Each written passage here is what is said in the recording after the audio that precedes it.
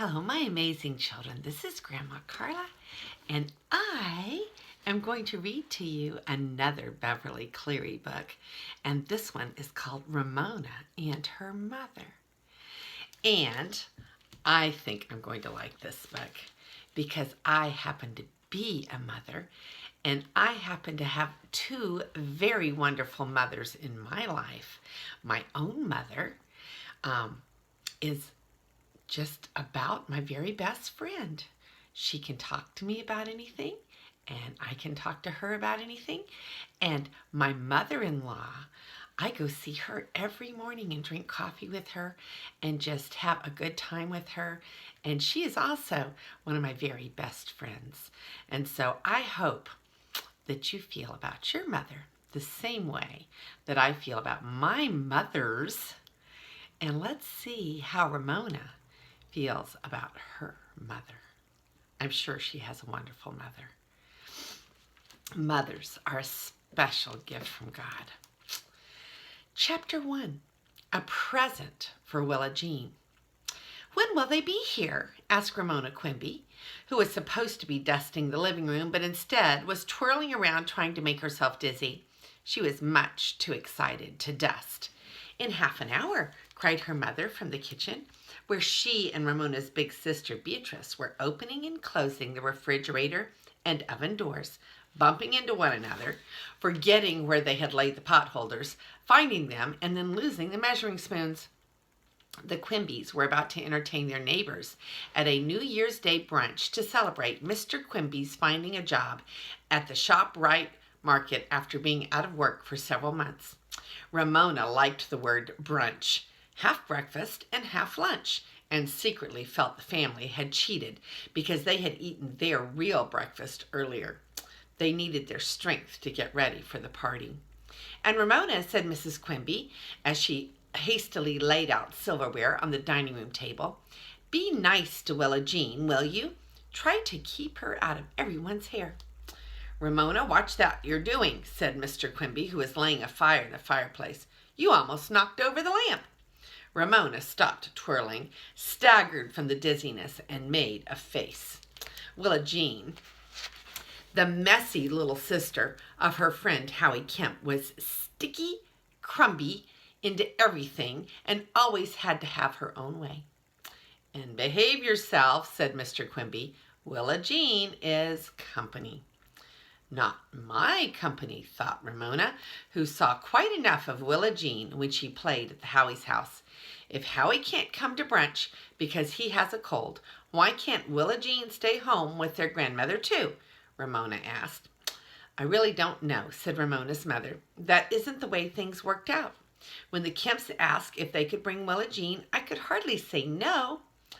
I could, thought Ramona, deciding that since Willa Jean, welcome or not, was coming to brunch, she had better prepare to defend her possessions. She went to her room, where she swept her best crayons and drawing paper into a drawer and covered them with her pajamas. Her Christmas roller skates and favorite toys, battered stuffed animals that she rarely played with but still loved, went into the corner of her closet. There she hid them under her bathrobe and shut the door tight. But what could she find to amuse Willa Jean? If Willa Jean did not have something to play with, she would be tattling to the grown-ups. Ramona hid her toys! Ramona led a stuffed snake on her bed, then doubted if even Willa Jean would love a stuffed snake. What Ramona needed was a present for Willa Jean, a present wrapped and tied with a good hard knot, a present that would take a long time to unwrap. Next to receiving presents, Ramona liked to give presents, and if she gave Willa Jean a present today, she would not only have the fun of giving, but of knowing the grown-ups would think, isn't Ramona kind? Isn't she generous to give Willa Jean a present? And so soon after Christmas, too, they would look at Ramona in her new red and green plaid slacks and red turtleneck sweater and say, Ramona is one of Santa's helpers, a regular little Christmas elf. Ramona smiled at herself in the mirror and was pleased. 2 of her most important teeth were only half in, which made her look like a jack-o'-lantern, but she did not mind. If she had grown-up teeth, the rest of her face would catch up someday. Over her shoulder, she saw reflected in the mirror a half-empty box of Kleenex on the floor beside her bed. Kleenex! That was the answer to a present for Willa Jean. She ran into the kitchen where Beezus was beating muffin batter while her father fried sausages and her mother struggled to unmold a large gelatin salad onto a plate covered with lettuce. A present is a good idea, agreed Mrs. Quimby when Ramona asked permission, but a box of Kleenex doesn't seem like much of a present. She shook the mold. The salad refused to slide out. Her face was flushed, and she glanced at the clock of the kitchen on the stove. Ramona was insistent. Willa Jean would like it. I know she would. There was no time for explaining what Willa Jean was to do with the Kleenex. Mrs. Quimby was having her problems with the stubborn salad. All right, she consented. There's an extra box in the bathroom cupboard. The salad slid slowly from the mold and rested, green and shimmering, on the lettuce. By the time Ramona had wrapped a large box of Kleenex in leftover Christmas paper, the guests had begun to arrive. First came the Huggins, the McCarthys, and little Miss Swink in a bright green pantsuit. Umbrellas were leaned outside the front door, coats taken into the bedroom, and the usual grown-up remarks exchanged. Happy New Year! Good to see you. We thought we would have to swim over. It's raining so hard. Do you think this rain will ever stop? Who says it's raining? This is good old Oregon sunshine. Ramona felt that she had heard that joke 1,000,000 times, and she was only in the 2nd grade. Then Mr. Huggins said to Ramona's father, Congratulations! I hear you have a new job. That's right, said Mr. Quimby. Starts tomorrow. Great, said Mr. Huggins, and Ramona silently agreed. Having a father without a job had been hard on the whole family. Then Mrs. Swink smiled at Ramona and said, My, Juanita, you're getting to be a big girl. Look, how old are you? I can't keep track. Should Ramona tell Mrs. Swink her name was not Juanita? No, Mrs. Swink was very old and should be treated with courtesy. Last year, Ramona would have spoken up and said, My name is not Juanita, it's Ramona. But not this year. The room fell silent as Ramona answered, I'm 7½ right now. She was proud of herself for speaking so politely. There was soft laughter from the grown-ups, which embarrassed Ramona. Why did they have to laugh? She was 7½ right now. She would not be 7½ forever. Then the Grumbies arrived, followed by Howie's mother and father and the Kemps and, of course, Willa Jean. Although Willa Jean was perfectly capable of walking, her father was carrying her so that she would not get the little white shoes and socks wet. Willa Jean, in turn, was carrying a big stuffed bear. When Mr. Kemp set his daughter down, her mother peeled off her coat, one arm at a time, so Willa Jean would not have to let go of her bear. There stood usually messy Willa Jean in a pink dress with tiny flowers embroidered on the collar. Her curly blonde hair, freshly washed, stood out like a halo. Her blue eyes were the color of a plastic handle on Ramona's toothbrush. When she smiled, she showed her pearly little baby teeth. Willa Jean was not messy at all. Ramona, in her corduroy slacks and turtleneck sweater, suddenly felt big and awkward beside her little guest and embarrassed to have jack-o'-lantern teeth. And the things those grown-ups said to Willa Jean. Well, hello there, sweetheart. Why don't you look like a little angel? Bless your little heart. Did Santa bring you the great big bear? Willa Jean smiled and hugged her bear. Ramona noticed that she had lace ruffles sewn to the seat of her underpants. What is your bear's name, dear? Asked Mrs. Swink. Wada, answered Willa Jean. Mrs. Kemp smiled as if Willa Jean had said something clever and explained, She named the bear Roger after the milkman. Mrs. Quimby said with amusement, I remember when Ramona named one of her dolls Chevrolet after the car. Everyone laughed. She didn't have to go and tell that, thought Ramona, feeling that her mother had betrayed her by telling, as if it were funny, something that she had done a long time ago. She still thought Chevrolet was a beautiful name, even though she was now old enough to know that dolls were not usually named after cars. "See my bear?" Willa Jean held Roger up for Ramona to admire. Because everyone was watching, Ramona said politely, "He's a nice bear." And he was a nice bear, the nicest bear Ramona had ever seen. He was big and soft with a kindly look on his furry face, and this was the best part. Each of his 4 big paws had 5 furry toes. You could count them, 5 on each paw. Even though Ramona felt that she should be outgrowing bears, she longed to hold that bear, to put her arms around him and hug him close and love him. "Would you like me to hold your bear for you?" she asked. "No," said Willa Jean. "Ramona," whispered Mrs. Quimby, "take Willa Jean into the kitchen and sit her at the table so she won't spill orange juice on the carpet." Ramona gave her mother a balky look, which was returned with her mother's "you do it or you'll catch it" look. Mrs. Quimby was not at her best when about to serve a meal to a living room full of guests. In the kitchen, Willa Jean set Roger carefully on the chair before she climbed up beside him, displaying her ruffled underpannies, and grasped her orange juice with both hands, dribbling some down the front of her fresh pink dress. Mrs. Quimby, assisted by Beezus, set out a platter of scrambled eggs and another bacon and sausage beside the gelatin salad. Hastily, she snatched 2 small plates from the cupboard and dished out 2 servings of brunch, which she set in front of Ramona and Willa Jean. Beezus, acting like a grown-up, filled a basket with muffins and carried it into the dining room. Guests took plates from the stack at the end of the table and began to serve themselves. Ramona scowled. If Beezus got to eat in the living room with the grown-ups, why couldn't she? She was no baby. She would not spill. "Be a good girl," whispered Mrs. Quimby, who had forgotten the marmalade. "I'm trying," thought Ramona, but her mother was too flurried to notice her efforts.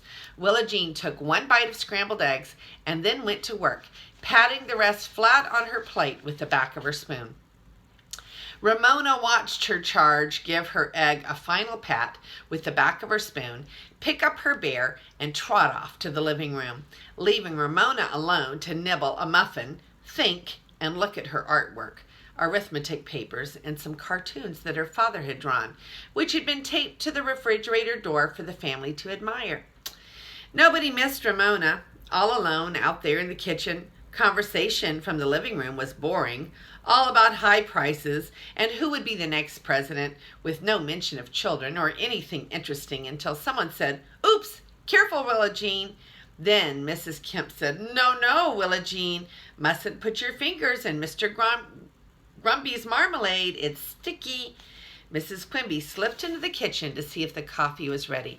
"Ramona, it's time to take Willa Jean to your room and give her your present," she whispered. "I changed my mind," said Ramona. Mr. Quimby, refilling the muffin basket, overheard. "Do as your mother says," he ordered in a whisper, "so that kid will give us a little peace."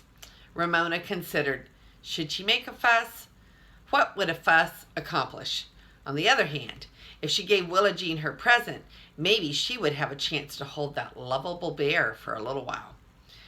"Okay," Ramona agreed without any enthusiasm. Mrs. Quimby followed Ramona into the living room. "Willa Jean," she said, "Ramona has a present for you in her room."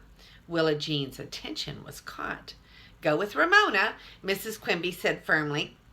Willa Jean, still clutching her bear, went. "Here," Ramona thrust the package at Willa Jean, and when her guest set her bear on the bed, Ramona started to pick him up. Willa Jean dropped the package. "Roger's my bear," she said, and ran off to the living room with him. In a moment, she returned bearless to pull and yank and tear the wrapping of the package. "That's not a present." Willa Jean looked cross. "That's Kleenex." "But it's your very own," said Ramona. "Sit down and I'll show you what to do."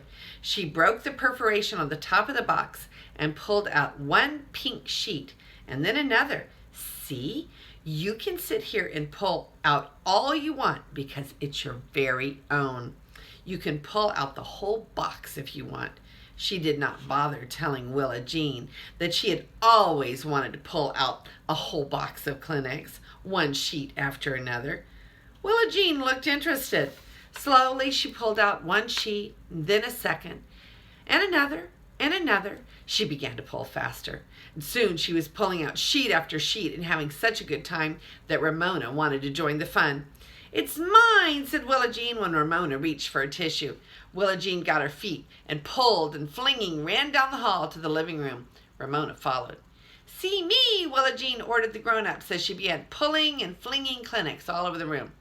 Guests grabbed their coffee mugs and held them high for safety. "No, no, Willa Jean," said Mrs. Kemp. "Mrs. Quimby won't like you wasting her Kleenex." "It's mine!" Willa Jean was carried away with the joy of wasting Kleenex and being the center of attention at the same time. "Ramona gave it to me." Ramona looked around for the bear, which was sitting on Mr. Grumpy's lap. "Would you like me to hold Roger?" Ramona asked. Careful not to say Roger.